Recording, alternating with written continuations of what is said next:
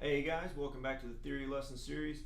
In this video we're going to continue our study of triads on the guitar neck with string set 432. Hopefully by now you're understanding the importance of triads and getting to use them in your own playing, maybe coming across them in songs that you're learning, and just in general having success with being able to learn and visualize them on the guitar neck.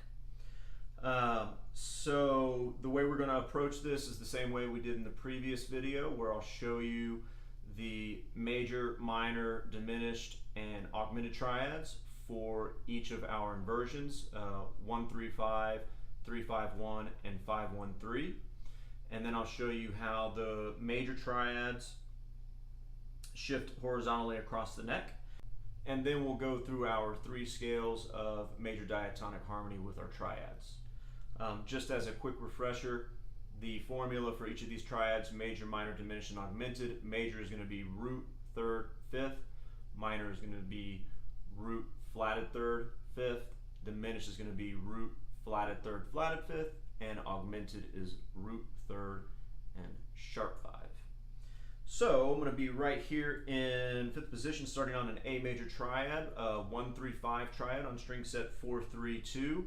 I'm on frets from string 4 to 3 to 2. I'm on frets 7, 6, and 5. That's a 1-3-5 triad. And then to make that minor, I'm going to lower that third by a half step. So now I'm on frets 7, 5, 5.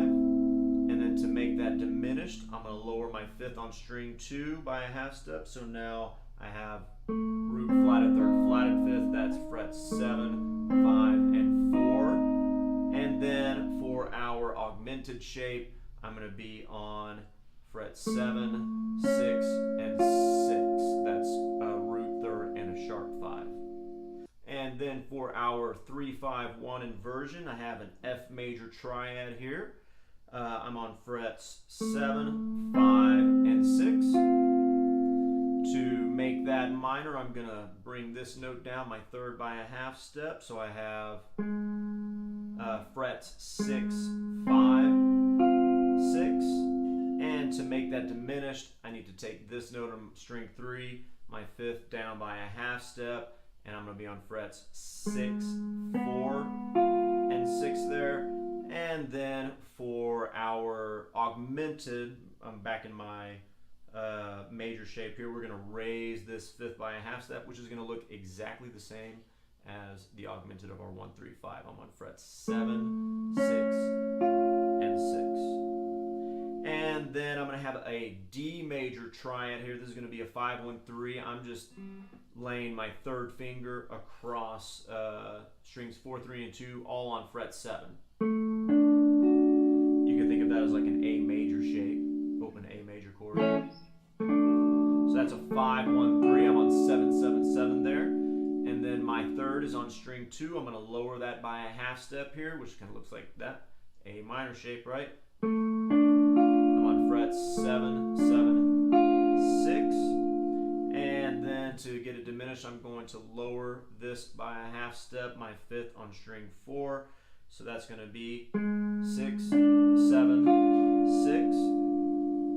And then to get an augmented triad in this shape, my 5th is on string 4 there, so I'm on frets 8, 7, 7 there, which looks exactly like the other augmented shapes. All the augmented shapes look exactly the same. So let's look at how each of those transfer across the neck horizontally. So I'm going to start over here on frets 3, 2, and 1. And that is a 1-3-5 major triad. So these are all going to be major that we're going to transfer horizontally here. So that's an F major root position triad. All right. My next occurrence of an F major triad on that string set, if I shift horizontally, is going to be a 3-5-1, which we actually just saw a second ago. I'm on frets 7, 5, and 6. And then the next occurrence of that is going to be at the 10th fret. I'm on fret 10, 10, 10 there. That A major shape that we mentioned. And then if we wanted to keep going, we would run back into into our 1-3-5 here at frets 15, 14, and 13.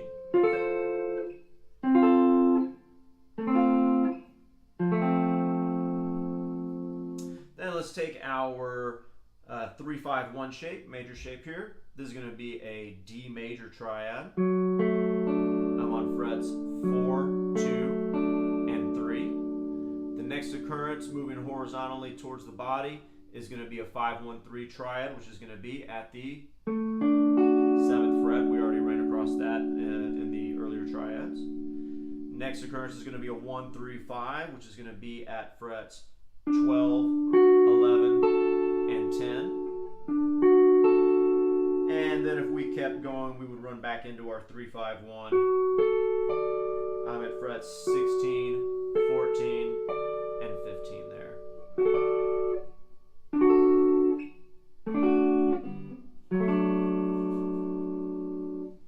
And then we're going to look at 5-1-3, a B flat triad here. I'm on frets 3, 3, and 3.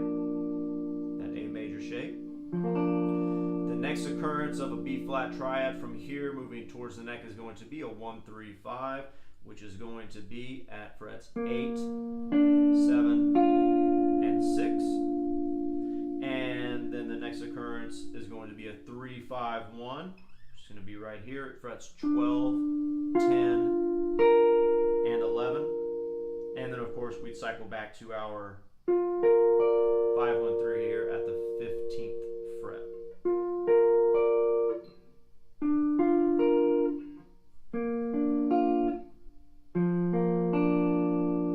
Alright, and those are the chord scales that we're actually going to do. F major for our 1-3-5 arrangement, D major for our 3-5-1, and B flat major for our 5-1-3. So let's jump right into that. Here we're going to be, so I'll just go ahead and call out these chords real quick actually. It's going to be F major, G minor, A minor, B flat major, C major, D minor, E diminished, and then cycling back to F major. So if you're not familiar with major diatonic harmony, that's a really good thing to get comfortable with. That formula of major, minor, minor, major, major, minor, diminished. That is going to be, for every major scale, those are going to be the triads that exist in within every key. So just a nice little general formula to memorize, and then you learn your keys, put it all together. So starting with F major, I'm on frets 3, 2, and 1 there, and then I'm going to shift up to a G minor, and I'm on frets 5, 3, and 3, and then an A minor, 7, 5, 5, B flat major, 8, 7, 6, C major, 10, 9, 8, D minor, 12, 10, 10, E diminished is going to be 14, 12, and 11, and then F major, 15, 14, 13.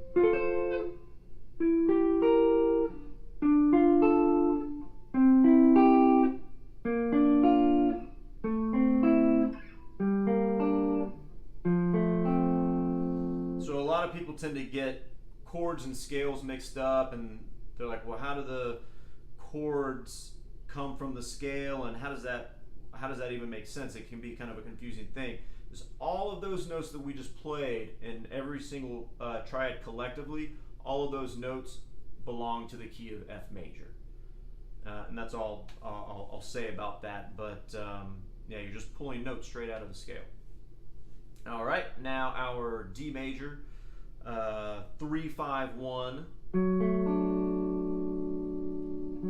voicing here, and then we're going to walk through our diatonic harmony. So it's going to be D major, E minor, F sharp minor, G major, A major, B minor, C sharp diminished, back to D major. So D major here, frets 4, 2, and 3. E minor, frets 5, 4, and 4, F sharp minor, 7, 6, 7, G major, that's 9, 7, and 8, A major, 11, 9, and 10, B minor, 12, 11, and 12, C sharp diminished is going to be 14, 12, 14, and then D major is going to be 16, 14, and 15.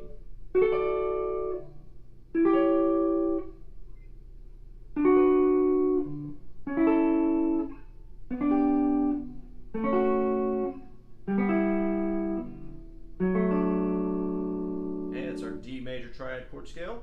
And then our B flat is going to be our last one. 5, 1, 3 voicing. Our chords are going to be B flat major, C minor, D minor, E flat major, F major, G minor, A diminished, and then B flat major.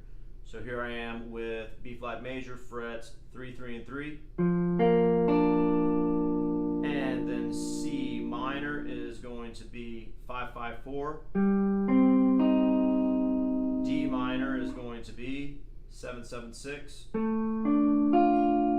E flat major is going to be 8, 8, and 8. F major is going to be 10, 10, 10. Excuse me, G major is going to, or G minor, sorry, is going to be 12, 12, 11. And our A diminished is going to be 13, 14, 13, and then back to our B flat major there.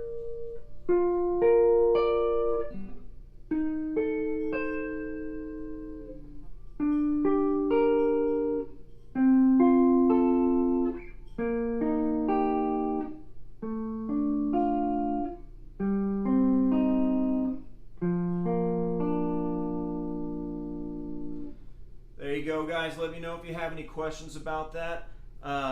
Learn these scales one at a time, and just thinking about how each inversion and triad quality type, major, minor, diminished, how they are changing, which notes are changing, where the root note is. Memorizing where the root note is definitely a good idea, but also trying to find something that you already have as knowledge that's already settled in, something to relate it to, something that you're already super comfortable with.